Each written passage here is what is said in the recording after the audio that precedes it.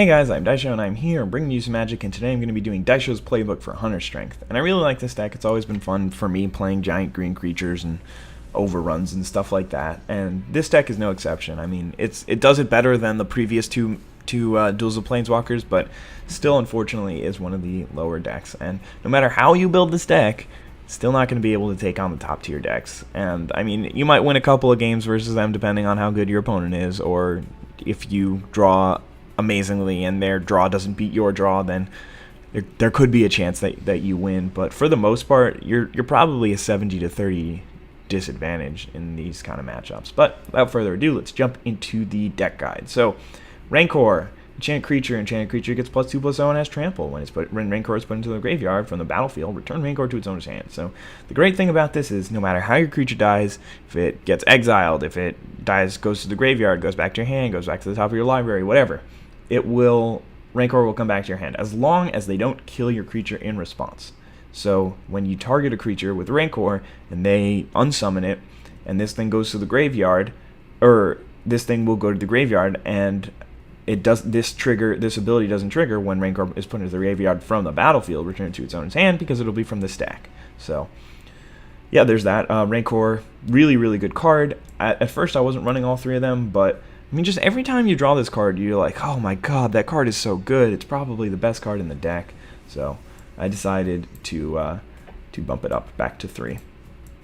A main issue with this deck is the fact that there's 22 creatures and 14 other, and probably 10 to 12 of those other are extremely reliant on creatures. So you need to have a creature for that to happen. And that's why you'll see something like a Prey Upon in the sideboard, just because I really can't have too many things that are super reliant on creatures. But Green Sun Zenith, green X, search your library for a green creature, cost mana cost X or less, put it onto the battlefield and shuffle your library. So it finds you whatever you need in this situation. You can get your Bellowing Tangleworm, you can get your silly Vigor, you can just get a 2/2 on turn 3, or I mean a 2-drop on turn 3. It's just another creature. You can get your Fauna Shaman, which will let you tutor for the rest of your deck, which is pretty sweet. Anyway, Prey Upon, target creature you control fights another target creature, or target creature you don't control. Your basic removal spell, since your creatures are going to be bigger than theirs, you can use it. Just make sure that if you are going to use it, that you don't then attack in with that creature, and then they can just block with a lesser creature, and then you're really not gaining too much advantage, because you're doing a trade that you want with this card, but then you're doing a trade that you don't want with their weak creature. Fauna Shaman, it's basically survival of the fittest on a creature. So it's 1 and a green, tap, discard your creature card, search your library for a creature card, reveal it, put it into your hand, then shuffle your library. So it is a 2/2, which is super relevant. It's a utility creature that really helps you out. It makes you curve out better. And then additionally, when you get your Overrun or your Overwhelming Stampede, you just instead of tapping this guy every turn to activate it, you can finally just charge in there. And it's really good for that. It just serves every purpose that you could possibly imagine. Generally, the enchantment form of utility is better. So like there's this card, and then there's a whole bunch of other examples that I'm not going to go through right now. But generally the enchantments are better because they're harder to remove. But in this deck, I think I'd rather be playing this Fauna Shaman than a Survival of the Fittest, just because it can also double as a 2/2 that can attack in and get pumped by Overrun if I need to in a pinch, Rancor it up, start beating in for some damage. Colonian Tusker, this is like the center of your deck. You just want to be dropping this guy on turn 2 every time, drop a Rancor on it, beat in for a ton of damage.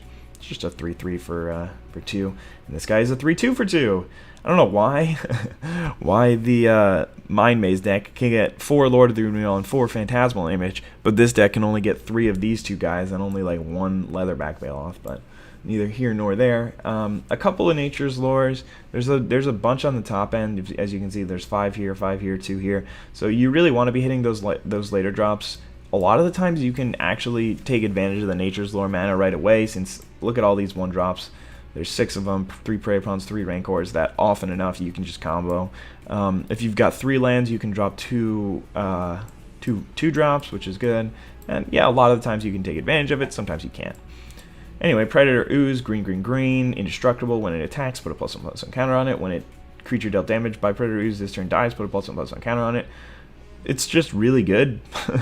You start attacking for a ton of damage, and it's really cool if you can prey upon and kill something, because that works. And this thing's indestructible, so it won't die, and this ability triggers, and he gets another +1/+1 counter, which is awesome.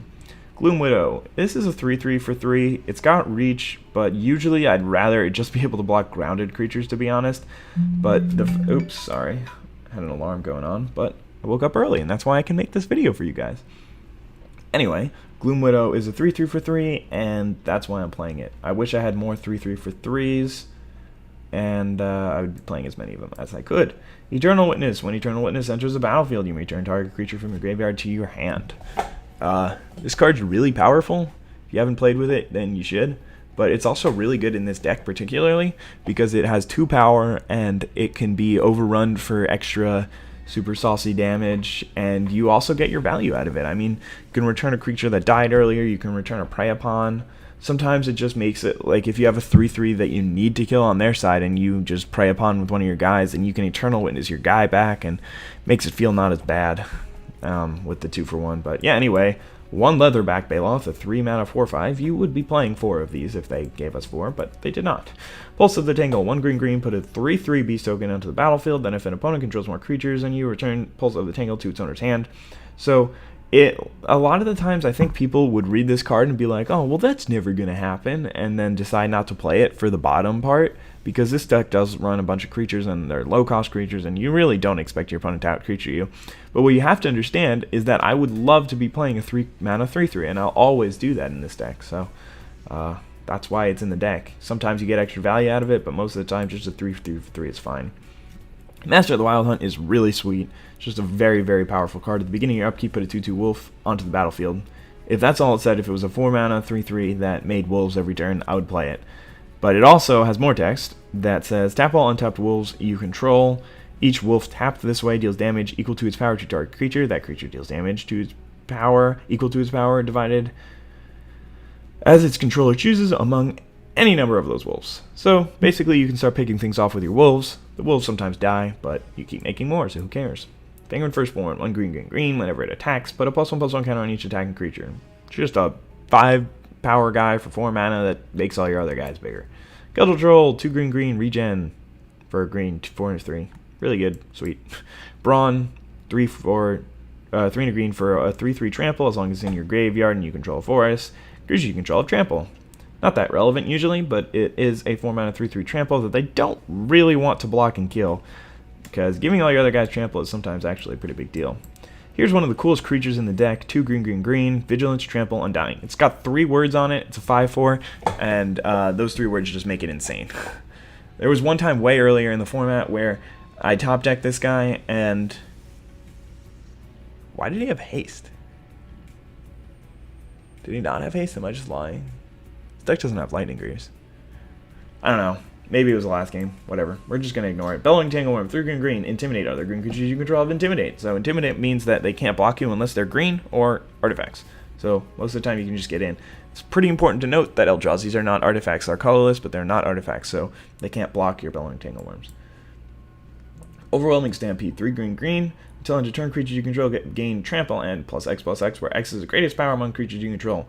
So most of the time for you, actually all the time for you, unless you only have Eternal Witnesses out, this is going to be way better. And sometimes it can just be incredibly better. If you have a Rancor on any of your creatures, you're going to be giving all your dudes like +5/+5 at the very least. And it's going to be sweet. This card is awesome, and it will end the game almost every time you cast it. I'm running 2 overruns. I could be running 1 more. I really want to. I always want to run more overruns. But this is what I'm rocking here, 2 overruns. And yeah, I mean, the card, creatures you control at +3/+3 and gain trample, that's the point of this deck. You want to play creatures turns 2 through 4 and drop an overrun and win the game. And it just gives you an opportunity to basically top deck out of any situation, because as long as you've got creatures on board, if you're way behind, you can still just drop this thing and destroy them. And then I'm running actually a couple of 6 drops. These I think are the best of the 6 drops. Trauma Crux is gigantic, but Vigor helps your other guys out, so he has an immediate effect the turn he comes onto the battlefield. I guess let's read him. 3 green. Trample, if damage will be dealt to a creature you control other than Vigor, prevent that damage. Put a +1/+1 counter on it for each 1 damage prevented. When it's put into your graveyard from anywhere, shuffle it into its owner's library. So basically, this thing means that it's really good. It means that whenever one of your creatures would take damage, instead of taking damage, so none of your creatures can die by damage anymore. They're all basically indestructible. Well, they can be Doombladed, I guess, but they just get gigantic, so they can't really be chump blocked well. And if you've got trample on any of them, forget about it. It's just done. Primeval Bounty, 5 and a green. Whenever you cast a creature spell, put a 3/3 green beast token onto the battlefield. That's the one that's going to be happening most often. Whenever you cast a non-creature spell, put 3 +1/+1 counters on target creature you control. And whenever a land enters battlefield, you gain 3 life. I don't really think I need to explain why this card is insane, but basically you drop it, and then 3 turns later, your opponent's like, what? How does he have so many beasts and counters and life? I can't even win this game anymore. So, yeah, anyway, that was the deck. I can go briefly through the sideboard.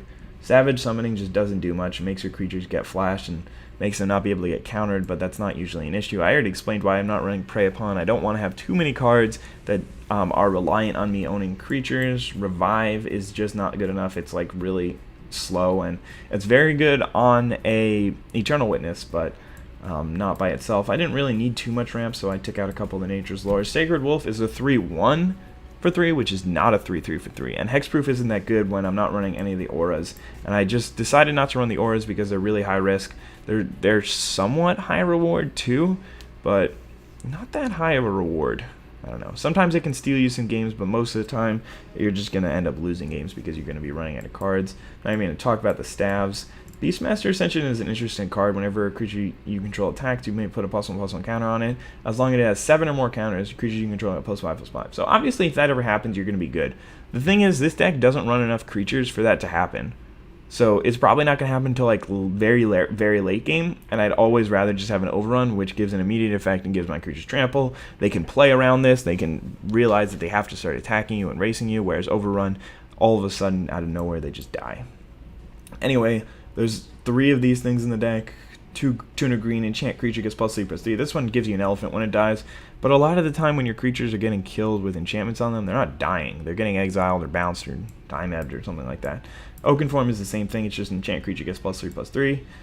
Bramble Crush, destroy target non-creature permanent. I mean, this card is really bad, but it's actually kind of interesting in this deck because this deck just really has no way of interacting with your opponent's crazy enchantments and artifacts and stuff, which a lot of the times they can just drop and then the game ends. So, I mean, when I see this card in other people's decks, I'm not like, oh my god, what a noob, but more of, I guess, I don't really agree with playing that card. Hunt the Weak is the same as Prey Upon, except for it costs way more, and the counter is pretty good, but I'd rather just run Prey Upon, and I'm not even running all of those, so yeah, not going to make the cut.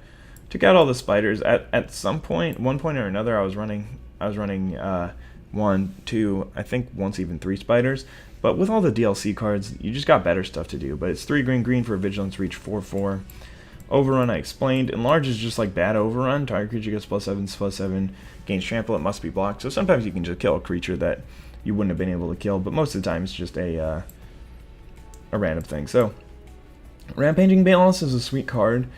I just don't think it's as good as Primeval Bounty. It only activates when you hit landfall, and once you get to 6 lands, you don't really landfall that many times afterwards because you probably played all your lands, and then only about 40% of your draws will be lands. So you'll be getting 2 4/4s every 4 turns, or every 5 turns rather. That's not that good. I'd rather just play Primeval Bounty, which gives me a benefit no matter what I do. Though these things do have trample, right? Oh no, they don't even have trample. Anyway, Primal Crux. It's usually a gigantic trample creature, but it doesn't do anything the turn it comes out, and a lot of times it's just too late the next turn. So everything else costs 7 mana. I'm not going to read it because this deck isn't running enough lands, and it's not running any removal, so it can't survive to the late game, and it doesn't have enough ramp, so there's really no point in me reading any of them. They're obviously most of them are obviously really, really powerful effects, but they're just not worth the mana. So I hope you guys enjoyed this deck guide, and I hope it helps out. Again, you're not going to be all of a sudden beating the best deck just because you're running my build, but hopefully it'll be pretty fun for you guys and you enjoy. Thanks for watching. Have a wonderful day. Bye.